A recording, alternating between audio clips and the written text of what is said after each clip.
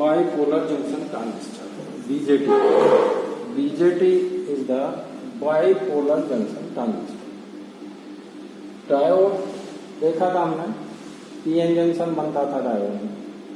यदि ऐसे ही दो जंक्शन बना दें, पीएन या पीएनपी और एनपीएन, दो तरह के होते हैं BJT bipolar junction transistor, PNP और एनपीएन। या तो पीएनपी ट्रांजिस्टर होगा बीजेटी बाइपोलर जंक्शन ट्रांजिस्टर, और दूसरा एनपीएन बाइपोलर जंक्शन डिवाइस है। दो टाइप के चार्ज कैरियर होंगे, 3 लेयर डिवाइस है। 3 लेयर डिवाइस में दो जंक्शन होंगे और एक एनपीएन टाइप होगा और एक पीएनपी। ये इसका सिंबल होगा एनपीएन ट्रांजिस्टर का।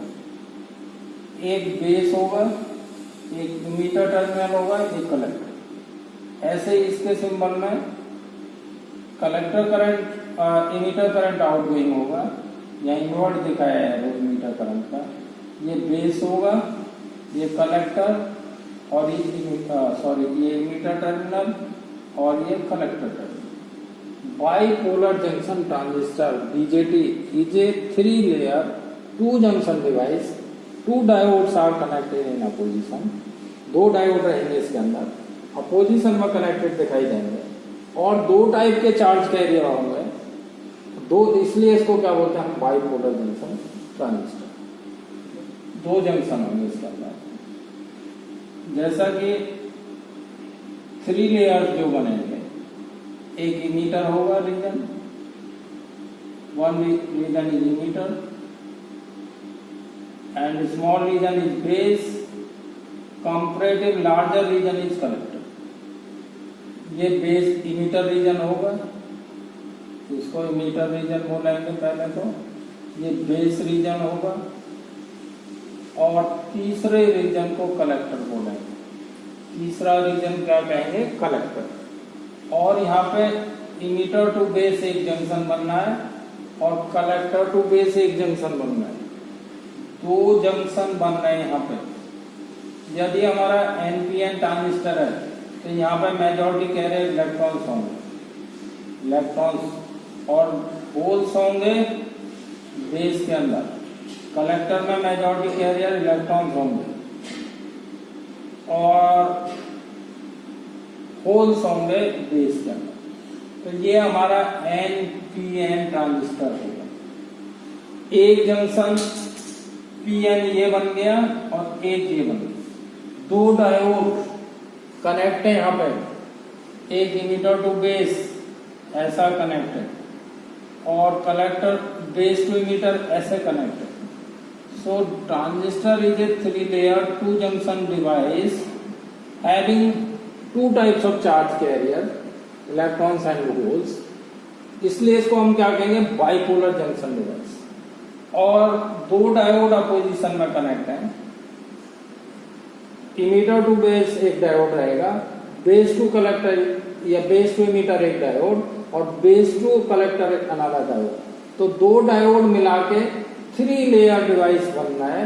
इसको क्या कहेंगे हम, बाइपोलर जंक्शन ट्रांजिस्टर। ये 2 टाइप के होते हैं, पीएनपी और एनपीएन। 3 टर्मिनल होंगे, इमीटर बेस कलेक्टर। ऐसे ही एनपीएन में इमीटर बेस कलेक्टर। यहाँ इमीटर करंट इनकमिंग होगा, बेस करंट आउटगोइंग होगा, और कलेक्टर करंट भी आउटगोइंग होगा। यहाँ पे इमीटर करंट क्या होगा, आउटगोइंग होगा, बेस करंट इनकमिंग होगा, और कलेक्टर करंट भी इनकमिंग होगा। तो इन द ट्रांजिस्टर ये 3 लेयर 2 जंक्शन डिवाइस है। और ट्रांजिस्टर के लिए क्या होना चाहिए एक्चुअल में, इसका जो डोपिंग है इमीटर टू बेस, इमीटर क्या होना चाहिए, इमीटर का साइज क्या होना चाहिए, नॉर्मल। डोपिंग क्या होनी चाहिए इसकी, नॉर्मल। बेस साइज स्मॉलेस्ट होना चाहिए, बेस का साइज स्मॉलेस्ट होता है। डोपिंग लाइट होती है, सबसे कम होती है। कलेक्टर का साइज लार्जेस्ट रखते हैं, क्यों रखेंगे वो भी बताएंगे। और डोपिंग इसकी डोपिंग हाईएस्ट रखते हैं, हाईएस्ट डोपिंग रखेंगे। इसकी डोपिंग नॉर्मल रखेंगे। कलेक्टर की डोपिंग नॉर्मल, साइज बड़ा रखेंगे इसका, क्योंकि ज्यादा से ज्यादा इलेक्ट्रॉन यहाँ कलेक्ट होने हैं। इमीटर से इलेक्ट्रॉन कहाँ जाएंगे या होल्स कलेक्टर में कलेक्ट होंगे। ऐसा इसका बाइसिंग देंगे, दिखाएंगे जब हम ऑपरेशन लेंगे तो कैसे ट्रेवल कर रहे हैं चार्ज कैरियर। तो इसका साइज लार्जेस्ट लेते हैं, जिससे ड्यू टू द कोलिजन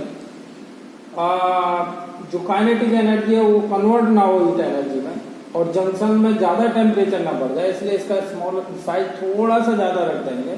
तो लार्जेस्ट साइज लेंगे, इसको लाइट डोपिंग करेंगे, स्मॉलेस्ट साइज लेंगे। इसकी डोपिंग नॉर्मल करते हैं, साइज लार्जेस्ट लेते हैं। इमीटर की डोपिंग हाईएस्ट करते हैं, क्योंकि यहाँ से चार्ज कैरियर कहाँ जाएंगे, कलेक्टर में जाएंगे।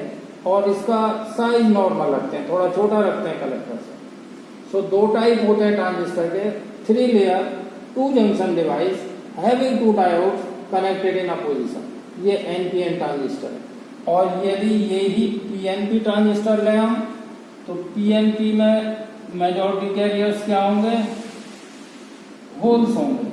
इमीटर है ये region, this region is base and this is collector. ये कलेक्टर रीजन रहेगा, यहाँ पर मेजॉरिटी कैरियर होल्स होंगे, मेजॉरिटी कैरियर होल्स। यहाँ minority carrier electrons, majority carrier holes रहेंगे। और ये जो 2 डायोड बनेंगे, 2 जंक्शन बन जाएंगे यहाँ पे, base to emitter and base to collector. एक डायोड बनेगा इमीटर टू बेस, और एक डायोड बनेगा कलेक्टर टू बेस।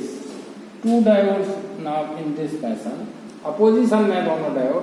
इसका ये P है, ये N है, इसका ये P है, ये N है। और इसको क्या बोलेंगे हम, NPN ट्रांजिस्टर। NPN ट्रांजिस्टर का सिंबल ये होता है, base current outgoing, collector current outgoing, emitter current incoming. जब एक करंट आ रहा है किसी ट्रांजिस्टर में, 2 करंट जा रहे हैं, तो एक कंडीशन होगी ट्रांजिस्टर के लिए कि emitter current is equal to base current plus collector current. या यहाँ भी देख सकते हैं हम कॉमन एनपीएन ट्रांजिस्टर के लिए, इमीटर करंट जा रहा है, कलेक्टर करंट और बेस करंट आ रहे हैं। Incoming currents are base current and collector current, outgoing current in the transistor is emitter current, so the emitter current is equal to base current plus collector। तो transistor के बहुत सारे uses हो सकते हैं। Transistor can be use as a switch, transistor can be use as a amplifier, so many uses are there according to the utility of the circuit. So transistor कहीं oscillator भी use होता है, कहीं amplifier भी use होता है, कहीं power amplifier use होता है। डोपिंग लेवल थोड़ा सा बढ़ा देंगे तो करंट बढ़ जाएगा, करंट बढ़ जाएगा तो पावर ज्यादा, पावर वैल्यू बढ़ जाएगा ट्रांजिस्टर। तो वहां पे इसको कैसा यूज कर सकते हैं हम, as a power amplifier. Oscillation generate कराने एज ए ऑसिलेटर कर सकते हैं, एज ए स्विच काम कर सकते हैं, एज ए मल्टी वाइब्रेटर काम करा सकते हैं। So many uses are there according to the application of the circuit. जैसे सर्किट में यूज करेंगे एप्लीकेशन, जैसा हम चाहेंगे वैसा हम ट्रांजिस्टर को यूज कर सकते हैं। लेकिन ट्रांजिस्टर को एक्टिव रीजन में रहेगा। ट्रांजिस्टर के 3 रीजन रहते हैं, active region, cut off region and saturation region. 3 region में ट्रांजिस्टर काम करता है। या तो कट ऑफ रहेगा, ऑफ रहेगा तो कट ऑफ रीजन में रहेगा, यदि एक्टिव रीजन में रहेगा तो एज एन एम्पलीफायर काम करेगा, और यदि सैचुरेशन रीजन में चला जाएगा तो just like a switch on काम करेगा, और कट ऑफ रीजन में एज ए स्विच ऑफ काम करेगा। तो एज ए स्विच भी ट्रांजिस्टर को काम में ला सकते हैं, क्योंकि टाइम जो स्विच ऑन ऑफ बहुत कम रहता है। तो स्विचिंग सर्किट में ये ट्रांजिस्टर एज ए स्विच काम करता है, और एम्पलीफायर्स में एज एन एम्पलीफायर काम करेगा। Audio frequency amplifier, high frequency amplifier, RF frequencies के लिए, और पावर एम्पलीफायर्स में काम होगा। तो बहुत सारे यूजेज हैं ट्रांजिस्टर, ये very important part of the electronics. So bipolar junction transistor दो टाइप के रहेंगे, एनपीएन एंड पीएनपी। तो पहले हम देखेंगे operation of PNP transistor, NPN transistor देख सकते हैं, एनपीएन ट्रांजिस्टर। ट्रांजिस्टर को एक्टिव रीजन में लाने के लिए क्या करना पड़ेगा, पहले हम इसका डायग्राम देखते हैं कि हम कैसे बायसिंग वोल्टेज दें जिससे कि ट्रांजिस्टर एक्टिव रीजन में आ सके। और एक्टिव रीजन में आने के बाद ट्रांजिस्टर किस में काम करेगा, एज एन एम्पलीफायर। तो ट्रांजिस्टर वर्किंग रीजन कितना होंगे, ट्रांजिस्टर वर्किंग रीजन कितने रीजन में काम कर सकता है, या ट्रांजिस्टर रीजन, ट्रांजिस्टर के कितने रीजन होंगे। फर्स्ट एक्टिव रीजन में काम कर सकता है, एक्टिव रीजन। दूसरा सैचुरेशन रीजन,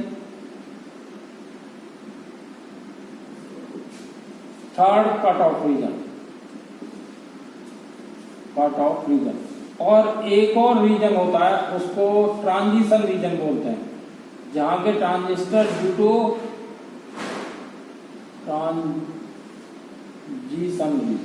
ट्रांजिशन रीजन में ट्रांजिस्टर क्या होता है, डैमेज हो जाता है due to excessive heat generation. वो रीजन में वो अपना प्रॉपर्टी खो देगा और ट्रांजिस्टर का करंट बहुत ज्यादा कलेक्टर करंट बढ़ जाएगा और में डैमेज। लेकिन यूजफुल रीजन क्या है, या तो एक्टिव में काम कर सकता है या इन दोनों। जब एक्टिव रीजन में काम करेगा तो एज एन एम्पलीफायर काम करेगा, सैचुरेशन और कट ऑफ में काम करेगा तो सैचुरेशन में एज ए स्विच ऑन काम करेगा और कट ऑफ में एज ए स्विच ऑफ करेगा। तो ये दोनों मिला के ट्रांजिस्टर एज ए स्विच काम करेगा। और एक्टिव रीजन में रहेगा तब as an amplifier, as a oscillator काम कर सकता है।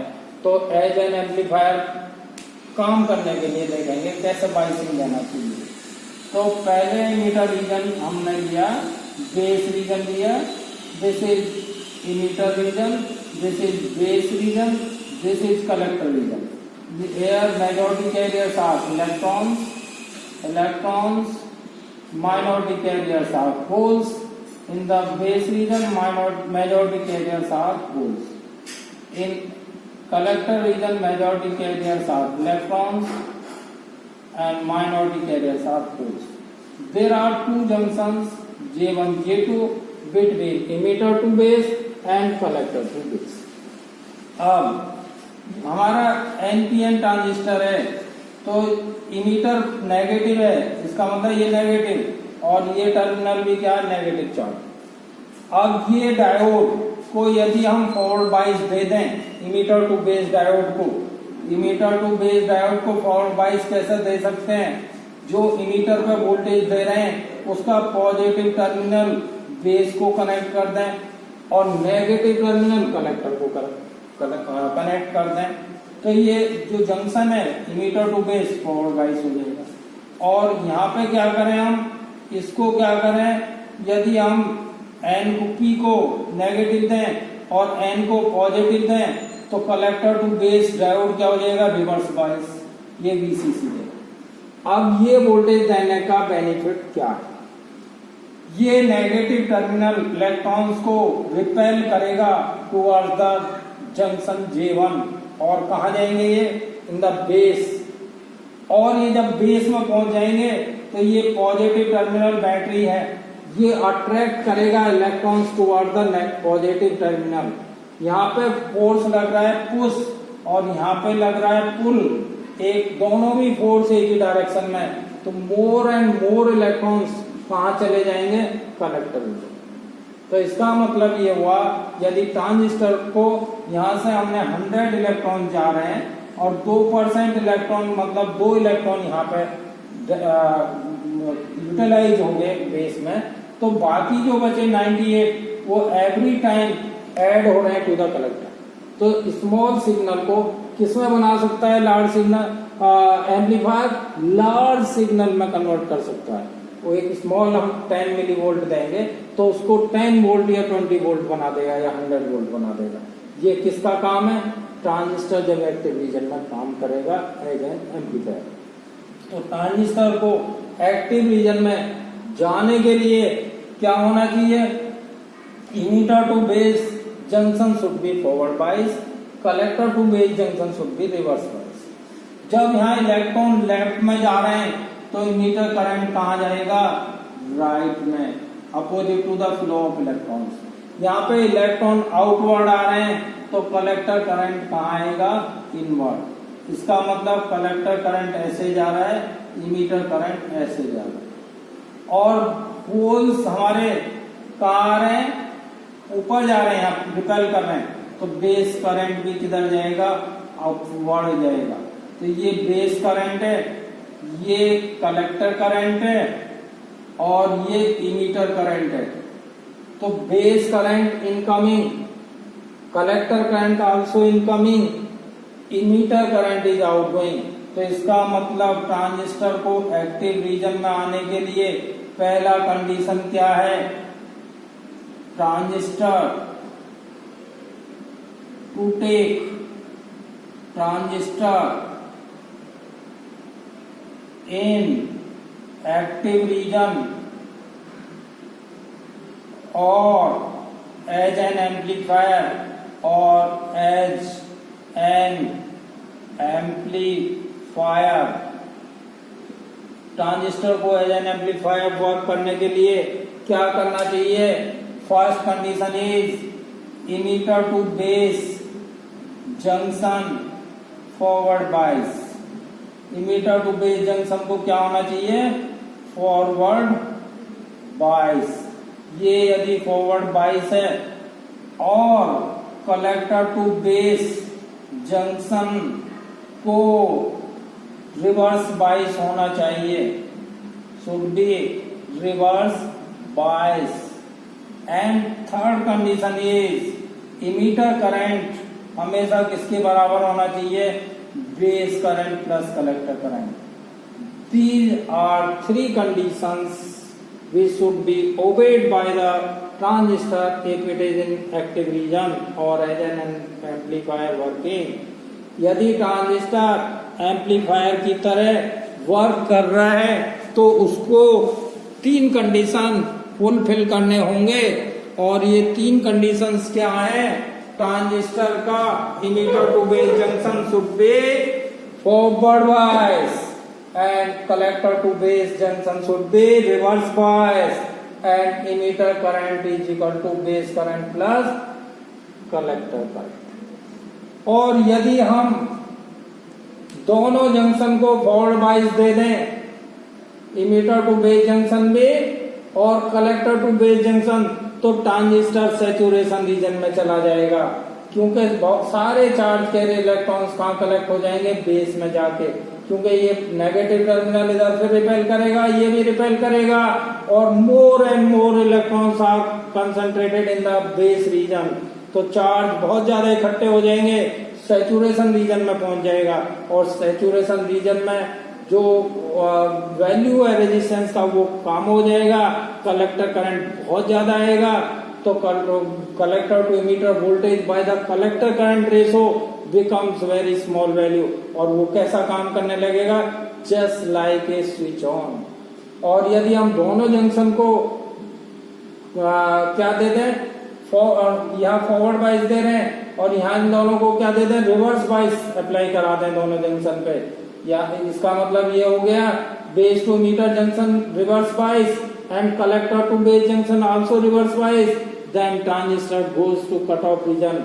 और जब ट्रांजिस्टर कट ऑफ रीजन में चला गया तो works as just like a switch off, क्योंकि there will be no output current. जब कोई करंट नहीं आ रहा है इसका मतलब transistor is working just like a switch off. तो कैसा काम करेगा ट्रांजिस्टर? Switch off. तो एक्टिव रीजन में जाने के लिए this was the working of NPN transistor and these are the condition for transistor to be in active region. अब transistor as a switch, transistor to work, transistor as a switch की तरह काम करने के लिए क्या होना चाहिए?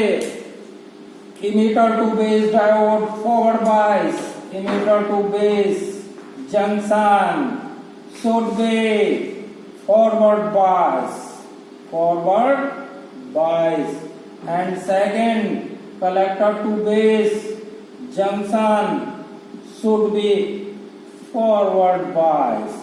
दोनों जंक्शन फॉरवर्ड बायस कर दें तो ट्रांजिस्टर किसमें चला जाएगा? Saturation region. ये कहां चला जाएगा? ट्रांजिस्टर